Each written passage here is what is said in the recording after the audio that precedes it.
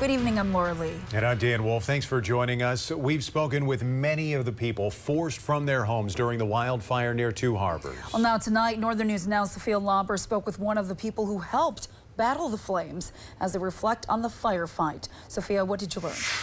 Lauren, Dan, firefighters I spoke with say they saw the fire flare up rapidly at times, but most of the firefight was more of a marathon, requiring long hours of thorough work. While evacuation zones kept the public at bay, I spoke with one firefighter today who's hoping to provide residents with a better picture of what it takes to fight a wildfire this size.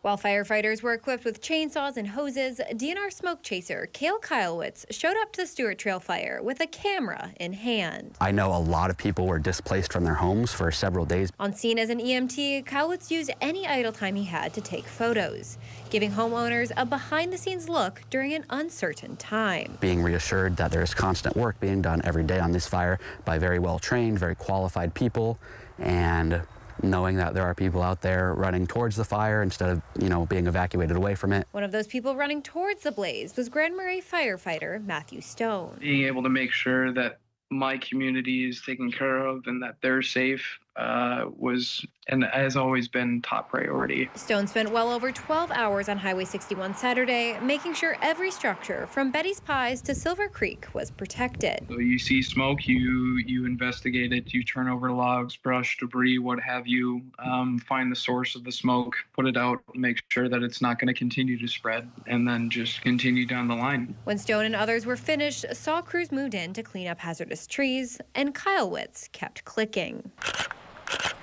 I think overall that can provide not just a great reassurance to the public that things are going smoothly, but also a look into some of the operations behind and why it might take several days. Stone is back in Grand Marais, and Kylewitz is heading home to Bemidji, but there are still crews on scene and monitoring the area and making sure all hotspots are out. Live in studio, Sophia Lauber, Northern News Now.